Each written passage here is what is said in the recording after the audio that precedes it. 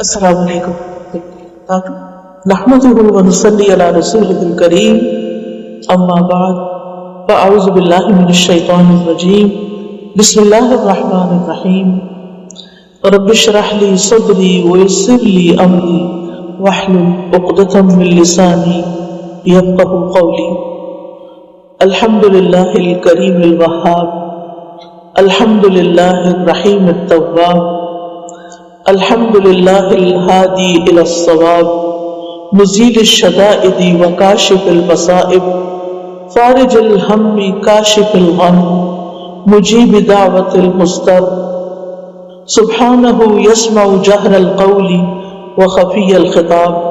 ہر طرح کی تعریف اور حمد اللہ رب العزت کے لیے ہے جو کرم کرنے والا ہے، عطا کرنے والا ہے. ہر طرح کی حمد و ثنا اللہ سبحانہ تعالیٰ کے لیے ہے جو بہت رحم فرمانے والا، بہت توبہ قبول کرنے والا ہے. ہر قسم کی حمد اللہ کے لیے ہے جو درست بات کی طرف رہنمائی کرنے والا ہے، جو سختیوں کو دور کرنے والا ہے، مصیبتوں کو ہٹانے والا ہے، پریشانیوں کو دور کرنے والا ہے، غموں کو مٹا دینے والا ہے، لاچار کی دعا قبول کرنے والا ہے. وہ پاک ہے جو ظاہری بات کو اور پوشیدہ بات کو بھی سنتا ہے. آج مجھے یہاں پر جو موضوع دیا گیا ہے وہ یہ ہے کہ ہم اپنے سٹریس، انزائٹی اور اس قسم کی دیگر چیزیں جو ہیں ان سے کس طرح ڈیل کریں. جیسا کہ ہم سب جانتے ہیں کہ اللہ سبحانہ تعالیٰ نے یہ دنیا بنائی اور اس دنیا میں انسان کو جو پیدا کیا اور اس کی جو زندگی بنائی وہ ایک امتحان کے لیے تھی. ہم سب ایک ٹیسٹ میں ہیں اور جب بھی انسان کسی امتحان سے گزرتا ہے تو اس کو سٹریس تو ہوتا ہے. یعنی آپ سب طالب علم ہیں، آپ کو معلوم ہے کہ چھوٹا سا بھی کوئی ایگزام ہو، سب کچھ آتا بھی ہو، سب کچھ پڑھا ہوا بھی ہو، سب کچھ کیا ہوا بھی ہو، پھر بھی ایک ٹینشن ضرور ہوتی ہے. یہ تو بہت نیچرل ہے. کہاں یہ کہ اللہ سبحانہ تعالیٰ نے خود بتا دیا کہ لقد خلقنا الانسان فی کبد، کہ یقیناً ہم نے انسان کو بڑی مشقت میں پیدا کیا. آپ دیکھیں کہ انسان کے دنیا میں آنے کا جو مرحلہ ہے، جو ماں پر گزرتا ہے، جس وقت بچے کی ولادت ہو رہی ہوتی ہے، اگر آپ میں سے کوئی اس ایکسپیرینس سے گزرا ہو یا اس پروسیس کو جانتا ہو تو آپ دیکھیں کہ کتنے گھنٹے بعض اوقات لگ جاتے ہیں، بعض اوقات دن لگ جاتے ہیں ایک انسان کی دنیا میں آتے آتے. اور ماں بھی کس مشقت سے گزرتی ہے اور وہ بچہ بھی کس مشقت سے گزرتا ہے. یہ اس بات کی علامت ہوتی ہے کہ جس دنیا میں وہ آ رہا ہے وہ پھولوں کی سیج نہیں ہے، وہ مشکلات کی جگہ ہے. یہاں پر آسانیاں بھی ہیں لیکن مشکلات بھی ہیں. اگرچہ آسانیاں اور نعمتیں اور امن ان مشکلات سے زیادہ ہے، لیکن انسان کی فطرت میں ایک حساسیت ہے، ایک سینسٹیوٹی ہے. لہذا امن کا جو وقت ہے، سکون کا جو وقت ہے، وہ تو ہم فار گرانٹیڈ لیتے ہیں، وہ ایسے ہی گزر جاتا ہے. لیکن جب ہم پر کوئی تکلیف آتی ہے، کوئی مشکل آتی ہے، بعض اوقات ہم اپنے حواس کھو دیتے ہیں، بعض اوقات ہم بہت سٹریس میں چلے جاتے ہیں. تو اس صورت میں کرنا کیا چاہیے، کس طرح اس کو ہینڈل کریں، کس طرح ہم ڈیل کریں.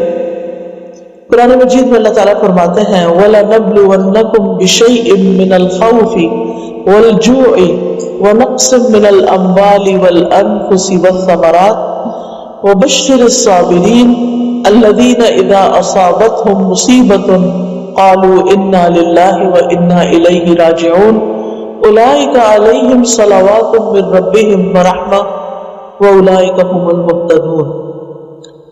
اللہ تعالیٰ کا ارشاد ہے اور یقیناً ہم تمہیں خوف اور بھوک اور مالوں اور جانوں اور پھلوں کی کمی میں سے کسی نہ کسی چیز کے ساتھ ضرور آزمائیں گے. یعنی کبھی ایک آزمائش ہوگی، کبھی دوسری ہوگی. یہ پہلے سے بتا دیا گیا کہ یہ سارے ٹیسٹ ہوں گے.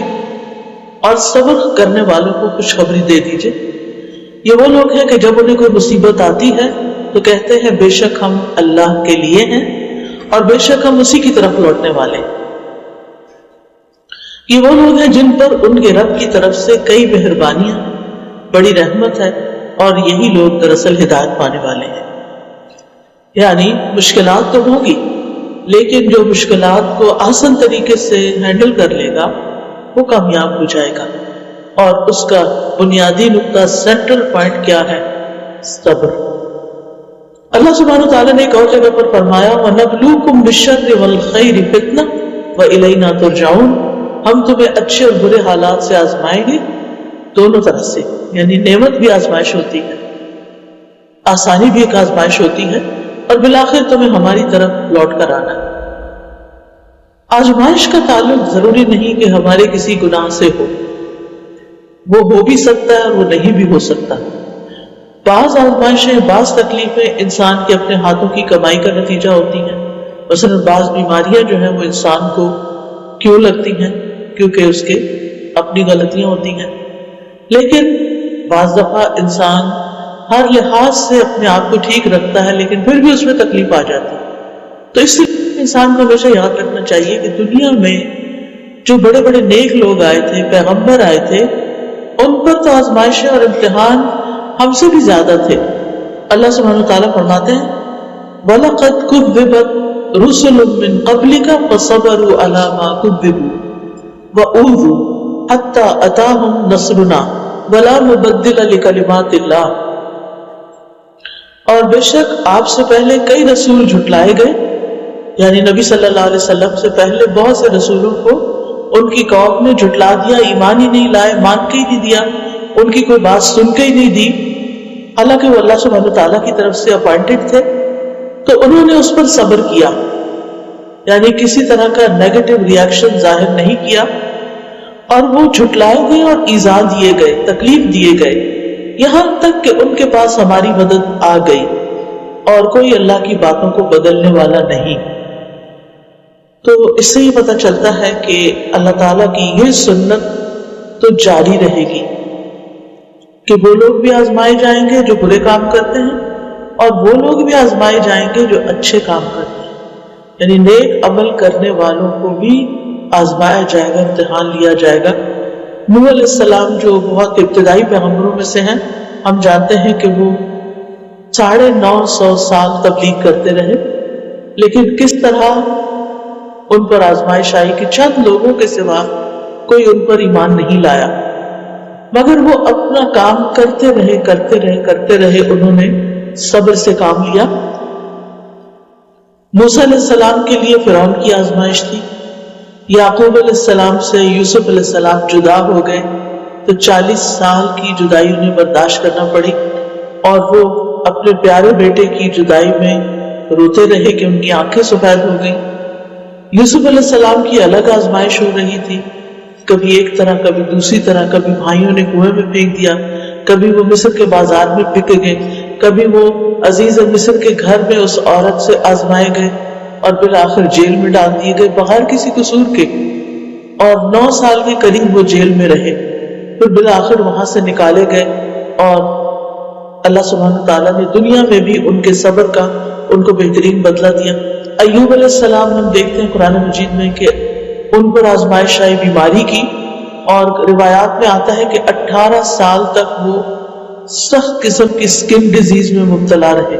ایک دن کے لیے بھی اگر کہیں ہاتھ پہ کوئی چیز نکل آئے یا کہیں خارش شروع ہو جائے تو انسان بے چین ہو اٹھتا ہے، کہاں یہ کہ 18 ایئرز تک. لیکن ان کا صبر کتنا مثالی تھا. وہ کہا کرتے تھے، یعنی جب ان پہ یہ تکلیف آئی کہ اے اللہ، پہلے تو میرے اور تیرے درمیان میرے گھر والے تھے، میرے بچے تھے، میری دنیا کے کام کاروبار تھے، لیکن تو نے مجھ سے سب کچھ لے لیا، اب میرے اور تیرے بیچ میں کچھ بھی نہیں بچا.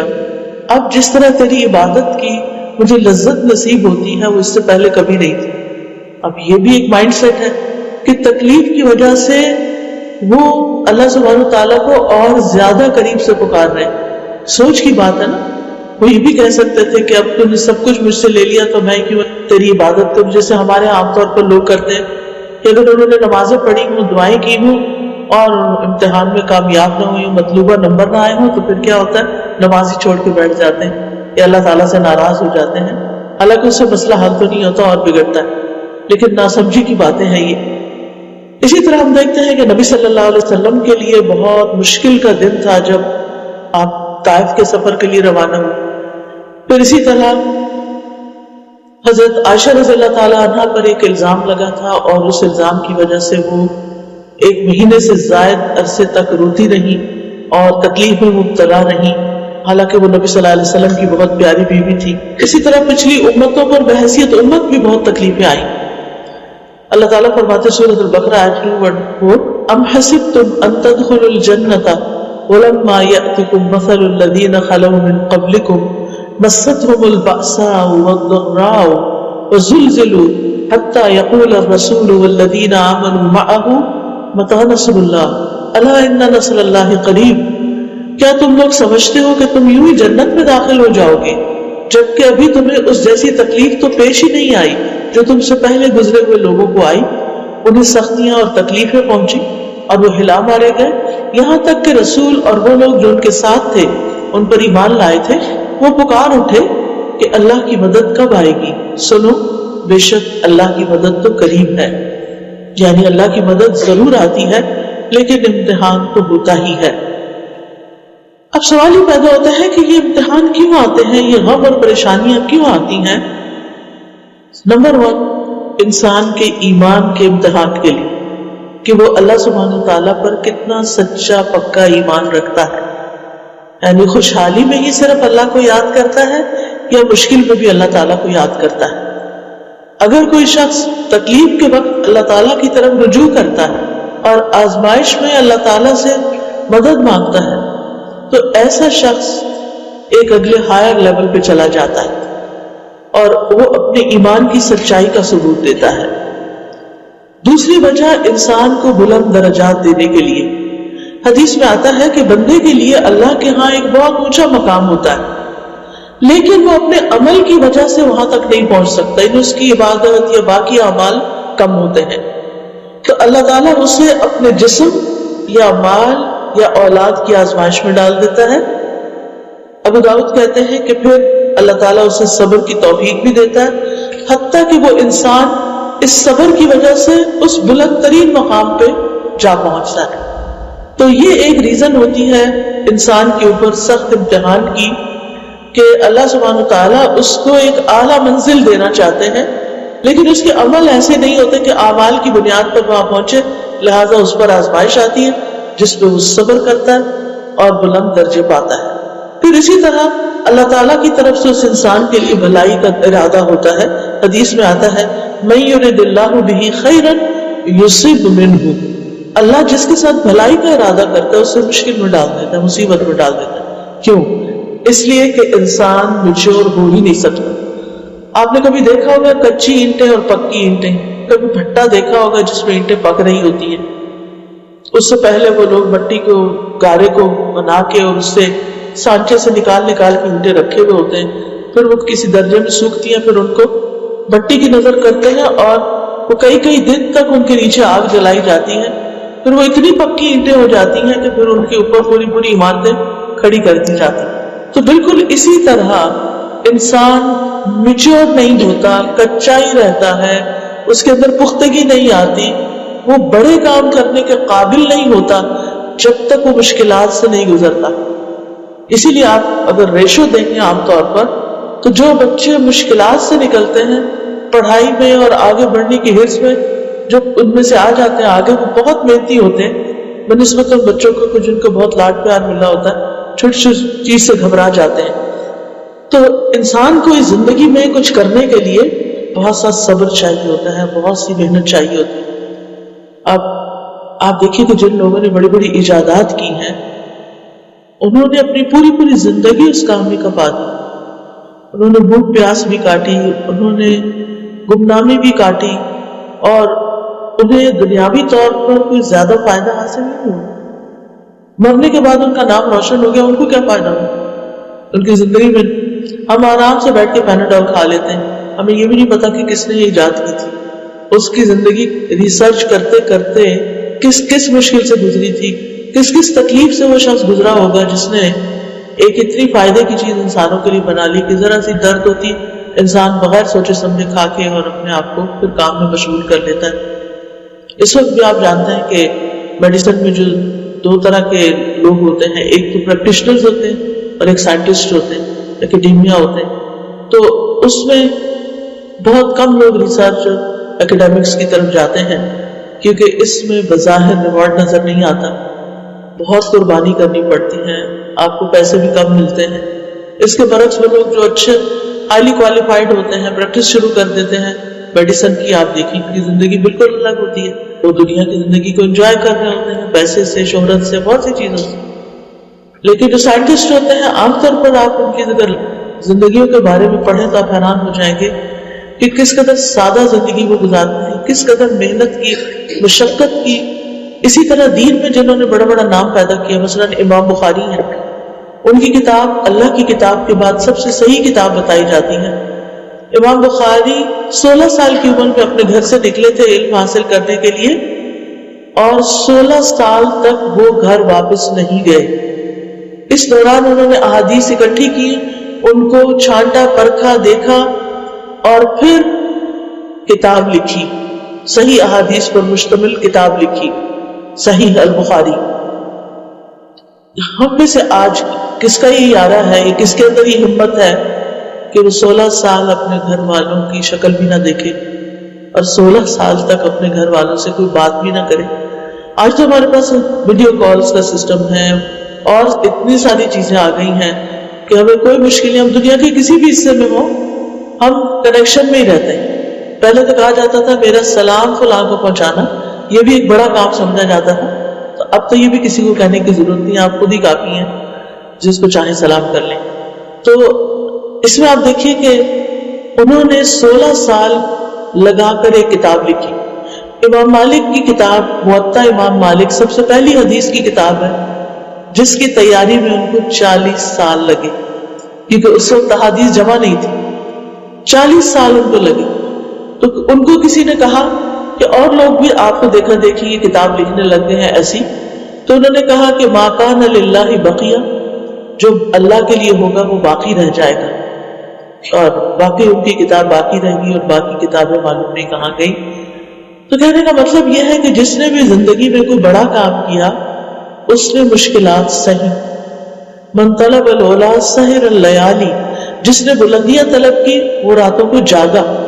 رات کی نیند کس کو پیاری نہیں ہوتی، لیکن وہ راتوں کو جاگتا ہے۔ اور اس میں ہم دیکھتے ہیں کہ امام بخاری کے ساتھ ایک طالب علم اور تھے، وہ کہنے لگے ایک مرتبہ مجھے ان کے ساتھ رات گزارنے کا موقع ملا، میں نے گنا کہ امام بخاری رات 18 مرتبہ اٹھے، رات کے دوران 18 بار اٹھے، دیا جلایا، کچھ لکھا، بند کیا، پھر سو گئے، پھر اٹھے، پھر کچھ لکھا۔ معلوم نہیں خواب میں دیکھتے ہوں گے یا ان کے ذہن یعنی سو کے بھی نہیں سوتے ہوں گے۔ تو کہنے کا مطلب یہ ہے کہ یہ وہ لوگ ہیں کہ جنہوں نے اپنی زندگیاں مشقت میں گزاری لیکن دنیا کو ایک بہت بڑا فیض پہنچا گئے۔ آج بھی ایسے لوگ ہیں، ایسے ریسرچرز ہیں کہ جو بعض اوقات صرف جنگلوں میں ہی رہ کے زندگی بسر کرتے ہیں۔ ایک چھوٹی سی ویڈیو جو ہم 2-3 منٹ میں دیکھ لیتے ہیں نا کسی پرندے کی ساری زندگی کی، کہ کس طرح وہ بڑا ہوتا ہے اور گھر بناتا ہے اور کس طرح بچے دیتا ہے اور کس طرح بچے اڑ جاتے ہیں، وہ 60 ڈیز میں ریسنٹلی کسی نے مجھے بھیجی، تو بہت ہی انٹرسٹنگ تھا۔ اللہ کی تخلیق پہ غور کرنا چاہیے، اس ٹیکنالوجی کے دور میں ہر چیز بری بھی نہیں ہے۔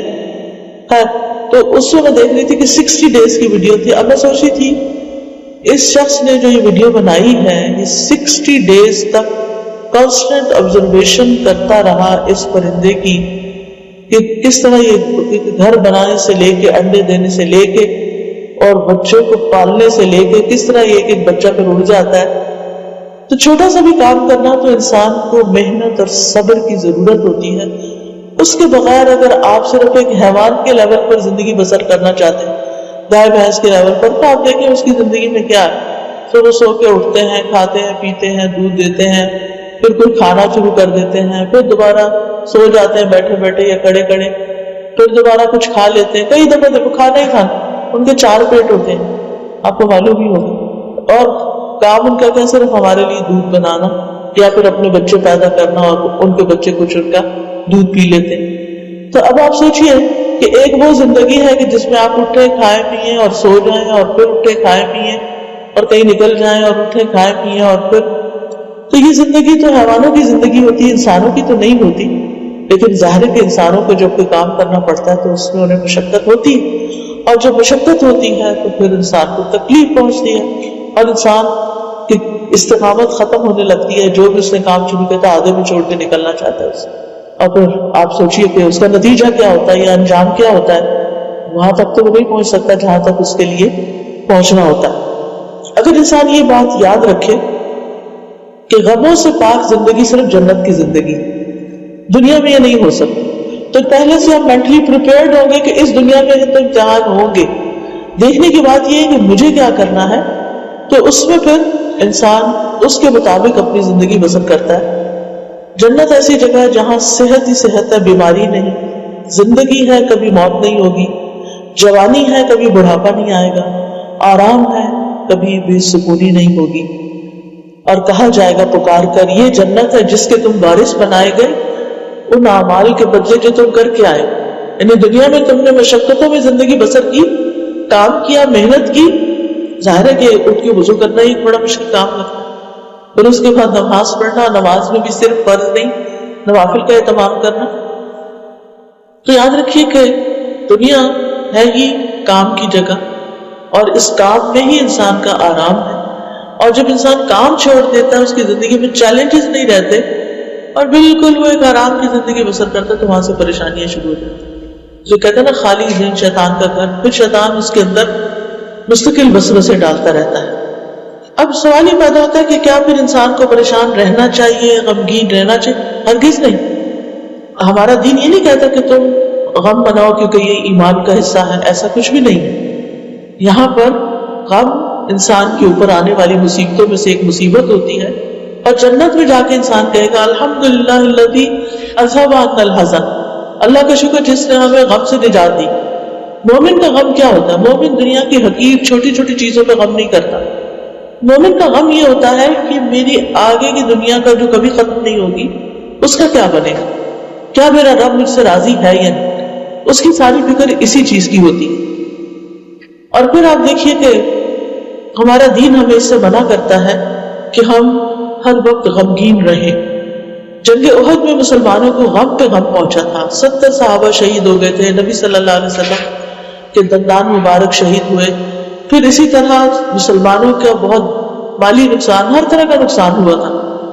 لیکن اللہ سبحانہ وتعالیٰ نے فرمایا فَأَثَابَكُمْ غَمًّا بِغَمٍّ لِكَيْ لَا تَحْزَنُوا عَلَىٰ مَا فَاتَكُمْ، اللہ نے تمہیں رنج پہ رنج دیے، غم پہ غم دیے، مشکل پہ مشکل ڈالی، تاکہ تم ایسی بات پہ غم نہ کرو جو تمہارے ہاتھ سے نکل گئی. یعنی جو چیز ہمارے ہاتھ سے چھٹ گئی، اگر کوئی اپرچونٹی نکل گئی، ہم کہیں سلیکٹ نہیں ہوئے کسی پروموشن کے لیے، کسی چیز کے لیے، اب وہ کچھ نہیں سکتا، اب صبر کر کے آئندہ کی تیاری کرو. لیکن ہم تیاری کیسے کریں؟ ہم تو پچھلے غم سے نہیں نکل رہے. تو انسان آگے نہیں جا سکتا جب تک کہ وہ پیچھے سے چھٹکارا حاصل نہیں کرتا. تو اللہ سبحانہ وتعالیٰ غم پہ غم کیوں ڈالتا ہے؟ تاکہ انسان غم نہ کرے. تو کہتے ہیں مشکلیں اتنی پڑی مجھ پر کہ آسان ہو گئی. کیونکہ جس انسان کی زندگی میں مشکل پہ مشکل آتی ہے تو جب وہ کسی کی مشکل کو دیکھتا ہے تو سمجھتا ہے کہ یہ تو کچھ مشکل ہی نہیں، میں بہتوں سے اچھا ہوں. پھر اسی طرح موسیٰ علیہ السلام کی والدہ کو جب حکم ہوا کہ وہ ان کو سمندر میں بہا دے، تو ایسی صورت میں اللہ سبحانہ تعالیٰ نے ان کو حکم دیا وَأَوْحَيْنَا إِلَىٰ أُمِّ مُوسَىٰ، ہم نے ام موسیٰ کی طرف وحی کی ان ارضعیہ کہ موسیٰ کو دودھ پلاتی رہ، فَإِذَا خِفْتِ عَلَيْهِ فَأَلْقِيهِ فِي الْيَمِّ، پھر جب تجھے اس کی زندگی کے بارے میں خوف ہو تو تم اس کو سمندر میں ڈال دینا. وَلَا تَخَافِي وَلَا تَحْزَنِي، نہ خوف کرنا نہ غم کرنا، تو بے شک ہم اسے تیرے پاس واپس لانے والے. یعنی یہ وقت گزر جائے گا، یہ ایک امتحان ہے. لیکن اس کے باوجود موسیٰ علیہ السلام کی والدہ نے جب ان کو سمندر میں ڈالا تو ان کا دل اڑ گیا. یعنی ان کے لیے ناقابل برداشت تھا کہ وہ اپنے ہاتھوں اپنے بچے کو کہاں ڈال رہی ہیں. اب یہ جو غم ہوتا ہے نا، غم منانے اور غم پالنے کے نقصان ہوتے ہیں. ابن قیم کہتے ہیں 4 چیزیں جسم کو تباہ و برباد کر دیتی ہیں: پریشانی، غم، بھوک اور بیداری. پریشانی اور غم عزم کو، ارادوں کو کمزور کر دیتے ہیں. یعنی جب انسان کو بہت غم آتے ہیں پھر وہ کچھ زندگی میں کرنا نہیں چاہتا، لہذا پیچھے رہ جاتا ہے، دل میں کمزوری پیدا ہو جاتی ہے. اور بندے اور اس کے کاموں میں محنت کرنے کے درمیان رکاوٹ بن جاتے ہیں. یعنی اگر آپ کی عادت ہے نا ہر وہ غم کرنا، تو پھر آپ ترقی نہیں کر سکتے، محنت نہیں کر سکتے. تو ہر اس کام میں وہ پیچھے رہ جاتا ہے جو اس کے لیے مفید ہوتا ہے. یہ غم سفر کا راستہ کاٹ دیتے ہیں، اس کو پیچھے کی طرف واپس پلٹا دیتے ہیں، رکاوٹ بن کر اس کا سفر روک دیتے ہیں، یا اس کے لیے علم سے رکاوٹ بن جاتے ہیں. تو یہ چیزیں سفر پر جانے والے کے لیے بہت بھاری ہیں. مقصد کیا ہے کہ اگر انسان غم ہی کرتا رہتا ہے تو پھر آگے نہیں بڑھ سکتا. ابراہیم بن ادم کہتے ہیں غم دو طرح کے ہوتے ہیں، ایک غم تمہارے حق میں ہے، ایک غم تمہارے خلاف. جو غم حق میں ہے وہ آخرت کا غم کہ وہاں کے بارے میں فکر مند ہونا چاہیے، اور ایک غم آخرت کا، اور دوسرا وہ غم جو تمہارے خلاف ہے، وہ دنیا کی رونق کا غم کہ وہ کیوں نہیں نصیب ہوئی. اب آپ دیکھیے کہ پھر کرے کیا. غم تو آتے ہیں، پریشانیاں تو آتی ہیں. سب سے پہلا کرنے کا کام یہ ہے کہ ہمیں اپنے رب سے مضبوط تعلق قائم کرنا چاہیے. اپنے غموں، دکھوں، تکلیفوں، پریشانیوں کی فریاد اپنے رب کے سامنے. ہم پوری دنیا کو سناتے ہیں کہانیاں، اللہ کے سامنے نہیں رکھتے. ہمارے کے آگے روتے ہیں، ہم اللہ کے آگے نہیں روتے. ہم سجدے میں نہیں روتے، ہم دعا میں نہیں روتے، ہم تنہائی میں اللہ سے باتیں نہیں کرتے. نتیجہ کیا ہوتا ہے؟ جن بندوں کے سامنے ہم غم رکھتے ہیں، کبھی وہ ہمیں تسلی دیتے ہیں اور کبھی ہمیں الٹا ڈانٹ دیتے ہیں، اور کبھی وہ ہماری بات ہی نہیں سمجھتے. حاصل کچھ بھی نہیں ہوتا. لیکن اللہ تعالیٰ تو ہمارے دلوں کے حال تک جانتا ہے. یعقوب علیہ السلام سے جب یوسف علیہ السلام جدا ہوئے تو انہوں نے کیا کہا؟ انما اشکو بثی وحزنی الی اللہ، میں اپنے غم اور دکھ کی فریاد اللہ سے کرتا ہوں. اور کرنا بھی ایسے ہی چاہیے کہ انسان اپنے غموں کو اللہ کے سامنے رکھے. حدیث میں آتا ہے اللہ تعالیٰ فرماتے ہیں میں اپنے بندے کے ساتھ اس کے گمان کے مطابق ہوتا ہوں جو وہ میرے بارے میں. یعنی اگر اس کی تھنکنگ پازیٹیو ہوگی تو اس کو ایسا ہی رسپانس ملے گا، اور اگر نیگیٹو ہوگی تو اس کو ویسا ہی رسپانس ملے گا. پھر یہ کہ ہماری جتنی بھی ضرورتیں ہیں، جتنی بھی چیزیں ہم چاہتے ہیں کہ زندگی میں ہمیں ملیں، وہ سب ہمیں اللہ کے سامنے رکھنی چاہیے. قرآن مجید میں آتا ہے اَمَّن يُجِيبُ الْمُضْطَرَّ إِذَا دَعَاهُ وَيَكْشِفُ السُّوءَ، کون ہے جو لاچار کی فریاد رسی کرتا ہے اور اس سے تکلیف دور کر دیتا ہے؟ صرف اللہ. لوگوں کے شکوے کچھ اور لوگوں سے نہیں کرنا، ان سے واپس نہیں کرنا، کیونکہ وہ معاملات کو الجھا دیتے ہیں. صرف اللہ سے شکوے کرنا ہے، اللہ کے آگے گڑ گڑانا ہے، اور مشکل وقت میں اللہ پر بھروسہ کرنا ہے، اللہ پر ہی توکل کرنا ہے. اللہ ہے نا، اللہ کر دے گا. اللہ تعالیٰ کو کوئی چیز نہیں روکتی، اللہ تعالیٰ کے لیے کوئی کام کرنا مشکل نہیں. اللہ سبحانہ وتعالیٰ تو میرے دل کی بات بھی سنتا ہے. اگر میں زبان سے رو کے دعا کرتا ہوں تو کیوں نہیں سنے؟ اس کا تو وعدہ ہے وَإِذَا سَأَلَكَ عِبَادِي عَنِّي فَإِنِّي قَرِيبٌ أُجِيبُ دَعْوَةَ الدَّاعِ إِذَا دَعَانِ فَلْيَسْتَجِيبُوا لِي وَلْيُؤْمِنُوا بِي، کہ جب آپ سے میرے بندے میرے بارے میں پوچھے تو انہیں بتا دیجیے میں تو قریب ہوں. انی قریب اجیب، میں جواب دیتا ہوں، دعوت الداعی، پکارنے والے کی پکار کا. گویا جب بھی ہم کہتے ہیں یا اللہ تو اللہ تعالیٰ ہمیں جواب دیتا ہے، اے میرے بندے بتا تو کیا چاہتا ہے. اگرچہ اللہ کو پتا ہے ہم کیا چاہتے ہیں، لیکن اللہ تعالیٰ ہمارے منہ سے سننا چاہتا ہے، کیونکہ دعا ایک عبادت ہے. اور جب ہم اپنے منہ سے اپنی بات بیان کرتے ہیں تو ہمارا دل ہلکا ہو جاتا ہے. لوگوں کے سامنے جب ہم بیان کرتے ہیں تو کبھی اور بھی بوجھل ہوتا ہے کہ ڈر ہوتا ہے یہ مسئلہ کہیں بگڑ ہی نہ جائے، کسی اور کو ہی نہ بتا دے. مشکل حالات میں اللہ کو بھروسہ کرنا سیکھیں، اپنے معاملات اللہ کے سپرد کیجیے. یعنی ہم انسان مشکل نہیں دور کر سکتے، اللہ کے لیے کچھ مشکل نہیں. وہ وہاں سے رستہ دکھاتا ہے جہاں سے انسان سوچ بھی نہیں سکتا.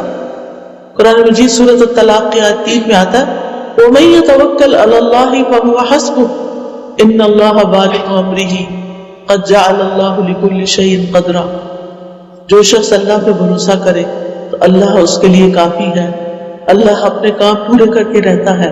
اللہ نے ہر چیز کا ایک اندازہ مقرر کر دیا، ہر چیز کا ایک وقت ہے. جیسے آپ بیج ڈالتے ہیں تو درخت کا پھل آنے میں ایک وقت لگتا ہے، لیکن آپ دیکھیں جیسے ہو سکتا ہے آپ کے گھر میں کہیں چیکو کا درخت لگا ہوا، میں کبھی دیکھتی نا کہ ایسے درخت میں بہت پھل لاتے، یا کبھی شہتوت کا درخت دیکھا جب وہ پھل لاتا ہے، اس قدر بھرا ہوا ہوتا ہے، کتنا پھل ہوتا ہے اس میں. سوچو کہ اس کی اوریجن کیا ہے، اس کا روٹ کیا ہے، کتنے بیج ڈالے گئے ہوں گے، ایک بیج، اور پھر اس سے اتنا بڑا درخت، اور اس پر اتنا زیادہ فروٹ، ایک بیج کے اندر اتنا پوٹینشیل. اور انسان کی مثال تو حدیث میں درخت سے ہی دی گئی ہے کہ ایور گرین درخت. مومن کی مثال ایسے ہی ہے جیسے ایور گرین درخت ہو. مومن کبھی سوکھتا نہیں، مومن پہ خزاں نہیں آتی، مومن غموں سے گھبراتا نہیں، مومن حل جانتا ہے، مومن اللہ کا دامن تھام لیتا ہے. لیکن جو دعا ہم نے کی وہ سنی گئی، وہ یقیناً سنی گئی، قبول بھی ہو گئی. اس کا نتیجہ ہم کچھ عرصے بعد دیکھیں گے. ان اللہ بالغ امرہ قد جعل اللہ لکل شیء قدرا. بے شک اللہ نے ہر چیز کا ایک اندازہ مقرر کر رکھا ہے، اس لیے وہ اپنے وقت پر ہی کام ہوگا. اس وقت پر کے لیے ہم کیا کریں؟ صبر اور دعا سے کام لیں، کیونکہ ان دو چیزوں سے اجر بڑھتا رہتا ہے. پھر اس بات پر یقین کرنا کہ ہر تنگی کے بعد آسانی، فَإِنَّ مَعَ الْعُسْرِ يُسْرًا، إِنَّ مَعَ الْعُسْرِ يُسْرًا. تنگی کے بعد آسانی، پھر تنگی کے بعد آسانی ہے. اور یہ یاد رکھنا ہے کہ ہر تنگی کے ساتھ دو آسانیاں ہیں، کیونکہ 2 دفعہ آسانیوں کا ذکر آیا. پھر اچھا وقت آنے کا انتظار کرنا، مایوس نہیں ہونا، موت کا ہی نہیں سوچنے لگ جانا، مرنے کی باتیں نہیں کرنا، ہوپ فل رہنا. کیونکہ ہمارے سر میں شدید درد، ہم کہتے بس پتہ نہیں ہم بچیں گے نہیں، یہ پھٹ ہی نہ جائے رکھ، سر میں سے کچھ پھٹ گیا تو علاج بھی کوئی نہیں ہو سکتا. لیکن امید اچھی رکھنا، سوچ اچھی رکھنا، دعائیں جو اللہ نے سن لی آپ کے لیے ذخیرہ کر دی، اس کے بارے میں سوچ اچھی رکھنا. پھر اسی طرح اللہ تعالیٰ کے احکامات کی حفاظت کرنا. نبی صلی اللہ علیہ وسلم نے فرمایا احفظ اللہ یحفظک، تم اللہ کے احکام کی حفاظت کرو، اللہ تعالیٰ تمہاری حفاظت کرے گا. اور اس میں سب سے پہلا حکم کون سا ہے؟ نماز. تو نماز پڑھنے والے کو اللہ کی رحمت ملتی ہے. نبی صلی اللہ علیہ وسلم نے فرمایا جب تم میں سے کوئی آدمی نماز کے لیے کھڑا ہوتا ہے تو رحمت الہی اس کی طرف متوجہ ہو جاتی ہے، یعنی اللہ سبحانہ وتعالیٰ آپ کی طرف توجہ فرما، اور نماز کے بعد پھر آپ جو دعا کرتے ہیں وہ دعا بھی قبول ہو جاتی ہے. خصوصاً فجر کی نماز کی حفاظت کرنے والا اللہ کی امان میں ہوتا ہے. چاشت کی 4 رکعت نماز پڑھنا دن بھر اللہ کی حفاظت ملتی ہے. دوسری اہم چیز کرنے کے کاموں میں سے، یعنی پہلا تھا اللہ کے ساتھ اپنا تعلق مضبوط کرنا، امید رکھنا، آسانی رکھنا، یقین رکھنا کہ اللہ تعالیٰ ضرور مدد کرے گا، اللہ کا تقویٰ اختیار کرنا، اللہ پہ توکل کرنا، ہر نیکی اللہ ہی کے لیے کرنا. دوسرا ہے قرآن سے متعلق مضبوط کرنا. قرآن ایمان والوں کے لیے شفا اور رحمت ہے. اللہ تعالیٰ نے ہمارے لیے قرآن کی شکل میں ایسی روحانی بیماریوں کے لیے شفا رکھ دی ہے اور اس کے لیے بھیجی ہے یہ کتاب. یہ الگ بات ہے کہ ہم اس سے فائدہ نہیں اٹھاتے. یہ کتاب اللہ کی رحمت لانے والی بابرکت کتاب ہے. اللہ تعالیٰ فرماتے ہیں وَهَذَا كِتَابٌ أَنزَلْنَاهُ مُبَارَكٌ، یہ کتاب جو ہم نے اتاری ہے بڑی بابرکت ہے، یعنی اگر تمہاری زندگیوں میں ہوگی تو اس سے تمہیں برکت ملے گی. اس کا پڑھنا، اس کو سمجھنا، اس کے مطابق زندگی بسر کرنا، اس کی تعلیم دینا. لیکن اس کے ساتھ کرنا کیا، اصل کام کیا ہے؟ فَاتَّبِعُوهُ، اس کی پیروی کرو، اس کو فالو کرو، اس کو اپنا امام بناؤ، اس کو اپنا رہنما بناؤ. وَاتَّقُوا، اور ڈرو، لَعَلَّكُمْ تُرْحَمُونَ، تاکہ تم رحم کیے جاؤ. یہ کتاب اللہ سے جوڑنے کا بہترین طریقہ ہے. پیچھے بات کی تھی نا کہ اللہ سے تعلق قائم کریں. کیسے کریں؟ نماز سے کریں اور قرآن کے ذریعے کریں. اور پھر گھروں میں برکت، آپ کی زندگی میں برکت.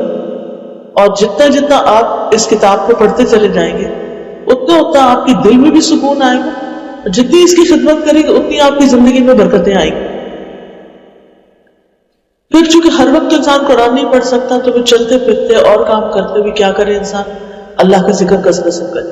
اور خاص طور پر جو مشکل اگر آئی ہے تو اس کے لیے یا حی یا قیوم، برحمتک استغیث یا ذا الجلال والاکرام یا بدیع السماوات والارض یا اللہ یا رحمان یا رحیم. اللہ تعالیٰ خود فرماتے ہیں کہ اللہ سبحانہ وتعالیٰ کے ناموں سے اس کو پکارو، اس سے دعائیں جلد قبول ہوتی. ذکر کرنے سے اور مسلسل ذکر سے دل کو سکون مل جاتا ہے، سٹریس کم ہو جاتا ہے. ذکر روح کی غذا ہے.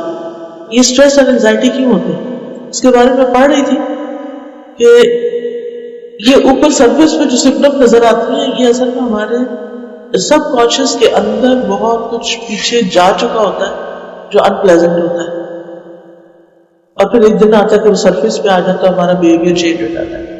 اگر ہم اس کے اندر، کیونکہ انسان کے اندر ایک طلب تو ہے نا کسی چیز کی.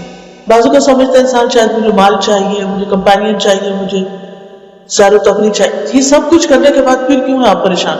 تو اب تو آپ کو خوش ہو جانا چاہیے. وہ اس لیے کہ صرف ان چیزوں سے یہ ویکیوم نہیں بھر سکتا. اگر آپ اللہ تعالیٰ سے ایک تعلق قائم کریں گے، اس کے دین سے تعلق قائم کریں گے، قرآن سے تعلق قائم کریں گے، تو پھر وہ جو اندر جو سب کانشیس ہے، جو کچھ آپ پڑھتے جائیں گے، سنتے جائیں گے، اندر جا کر وہ اس کو آلٹر کرنا شروع کر دے گا، بیماری کو باہر نکالے گا اور اپنی جگہ بنائے گا.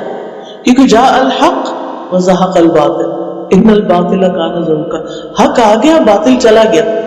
تو جو باطل وسوسے شیطان کی باتیں اور بہت کچھ دل میں بیٹھا ہوا ہوتا ہے، وہ حق بات یعنی قرآن کی بات آ کر اس کو نکال دیتی ہے. اور ذکر سے انسان کو زندگی ملتی ہے، رحمت اور سکینت ملتی ہے، پریشانی اور خوف ظاہر ہوتا ہے، شیطان کے حملوں سے بچاؤ حاصل ہوتا ہے. ابن قیم کہتے ہیں اللہ کا ذکر مشکل کو آسان کر دیتا ہے، تنگی اور مشقت کو کم کر دیتا ہے. بس جب بھی کسی مشکل پر اللہ کا نام ذکر کیا جاتا ہے تو وہ آسان ہو جاتی ہے.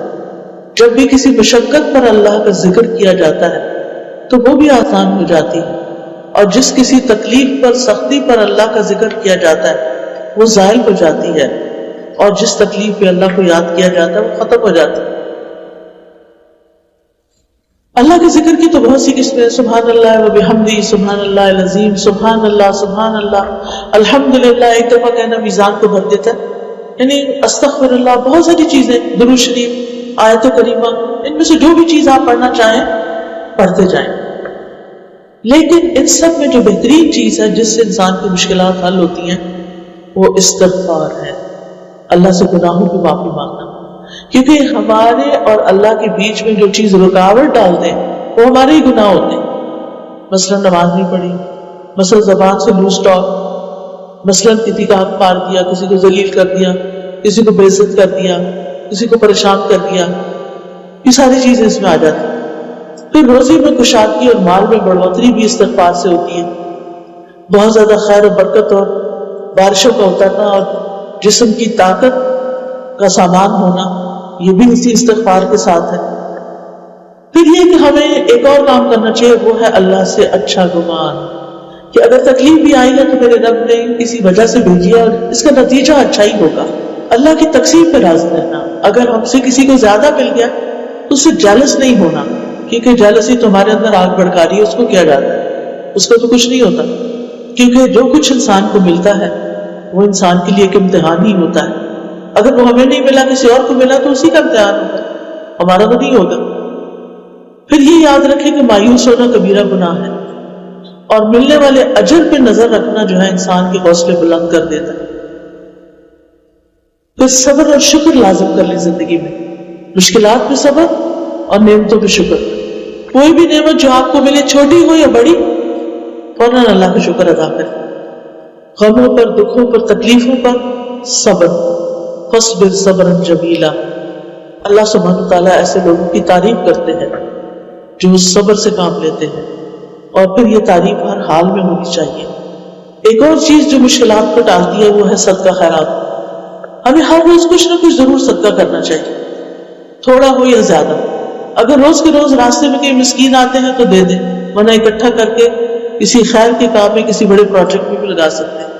پھر اسی طرح صدقہ جسم کی حفاظت کرتا ہے، بیماریوں سے محفوظ رکھتا ہے، مشکلات اور پریشانیوں کو دور رکھتا ہے. پھر ہے خیر کے کاموں میں والنٹیئر کرنا. ہر کام کمائی کا ذریعہ نہ بنائیں. کچھ کام زندگی میں ایسے رکھیں کہ جو صرف اور صرف اللہ کے یہاں اس کا ریوارڈ پانا ہے, اس کا اجر اللہ سے لینا ہے. اس سے آپ کے دل کو بہت سکون ملے گا. اللہ تعالیٰ فرماتے ہیں جو شخص بھی نیک عمل کرے, خواہ مرد ہو یا عورت, بشرطے کہ وہ مومن ہو, تو ہم اسے پاکیزہ زندگی بسر کرائیں گے اور آخرت میں ان کے بہترین اعمال کے مطابق انہیں ان کا اجر دیا جائے گا. یعنی ایسے لوگوں کو قیامت کے دن پھر اجر ملے گا. پھر آپ دیکھیے دوسروں کی پریشانیوں پہ غور کر کے اپنی پریشانی کو کمپیئر کر کے چھوٹا سمجھنا. اور پھر نیکسٹ ہے مثبت مصروفیات کے حامل لوگوں سے دوستی کرنا. ایسے لوگوں سے دوستی کرنا جو صالحین میں سے ہوں, ایسے لوگوں سے دوستی کرنا کہ جن کا تھاٹ پروسیس بہت ہی پازیٹیو ہے, وہ ہر چیز میں خیر ڈھونڈ لیتے ہیں. اور ویسے بھی انسان جس کے ساتھ بیٹھتا ہے اسی کے عادات میں ڈل جاتا ہے. مثبت دوستی جو ہے اس کے اثرات بھی مثبت ہی ہوتے ہیں. اور سارے غموں میں سے بہترین غم آخرت کا غم ہے.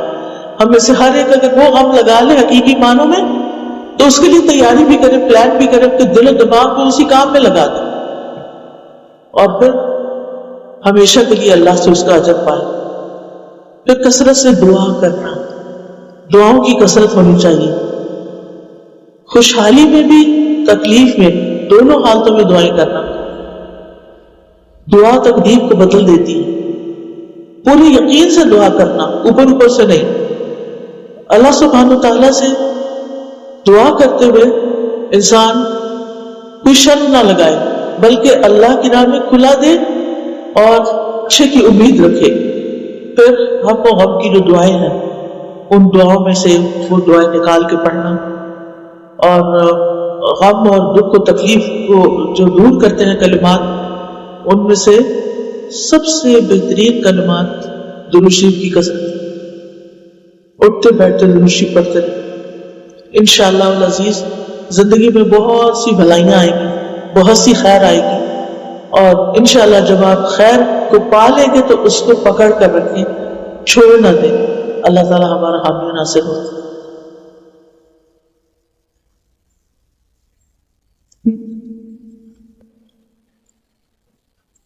ہاں, اس کا میں ایک علاج آپ سب کو بتاتی ہوں, نوٹ کر لیں. ہے تو دعا, مجھے بہت فائدہ ہوا اس سے, کیونکہ میرے پہ بہت ساری ذمہ داریاں ہوتی, ایک کام کے بعد ایک کام, ایک چیز کے بعد ایک چیز, یعنی مینٹلی میں بہت زیادہ آکیوپائڈ ہوتی ہوں. اگر فزیکلی میں کچھ نہیں بھی کر پاتی تو مینٹلی بہت آکیوپائڈ ہوتی ہوں. اس کی وجہ سے پھر میں بھی اوور تھنک کرنے لگ جاتی تھی اور ریلیکس نہیں ہو پاتی تھی. نبی صلی اللہ علیہ وسلم نے ایک دعا سکھائی ہے کہ اگر جیسے نماز میں ہماری خشوع نہیں ہوتا نا, اور بار بار دھیان ادھر جاتا ادھر جاتا, پتہ ہی نہیں چلتا, نماز بھول جاتی ہے, تو نماز کے اندر بھی اور نماز کے باہر بھی 3 دفعہ یہ دعا پڑھیں. اعوذ باللہ السمیع العلیم من الشیطان الرجیم من ہمزہ ونفخہ ونفثہ, تا کے ساتھ 3 دفعہ یہ دعا پڑھنی ہے. اعوذ باللہ السمیع العلیم من الشیطان الرجیم من ہمزہ ونفخہ ونفثہ. اعوذ باللہ السمیع العلیم من الشیطان الرجیم من ہمزہ ونفخہ ونفثہ. ایسے کر کے دل کے اوپر تھوکنا ہے. تھوکنے سے مراد یہ کہ ایک تو کہتے ہیں نا چھو, ایسے نہیں, تھوک تھوک تھوک, جس میں ہلکی پھلکی تھوک بھی آ جائے بیچ میں سے. اتنا مجھے اس دعا کا فائدہ ہوا, میں ہر روز صبح فجر کی بات پڑھتی ہوں اور دن بھر اتنی کام اور ریلیکس ہوں. ورنہ پہلے اتنی انگزائٹی ہو جاتی تھی, اچھا یہ تو ہوا نہیں, ابھی اگلا کب ہوگا, اور یہ کب ہوگا, اگر ٹریول کر رہے ہیں تو کب پہنچیں گے, کیا یہ خواہ کے بیچے, فائدہ تو کچھ نہیں. اللہ سبحانہ تعالیٰ سے دعا ہے کہ اللہ تعالیٰ ہمیں بھی کچھ کرنے کی توفیق عطا فرمائے اور ہمارے اندر علم کا شوق ہر شوق سے بڑھا دے, اور پھر علم سیکھے بھی تو اللہ کی خاطر اور عمل کی نیت سے سیکھے. اللہ سبحانہ تعالیٰ آپ سب کو بہترین جزائے خیر دے, اور آپ کے علم, وقت اور کوشش اور آپ کے سکھانے والوں کی زندگی, صحت اور ہر چیز میں, اولاد میں اور اعمال میں برکت ڈالیں. جزاکم اللہ خیرا, بارک اللہ فیکم. السلام علیکم.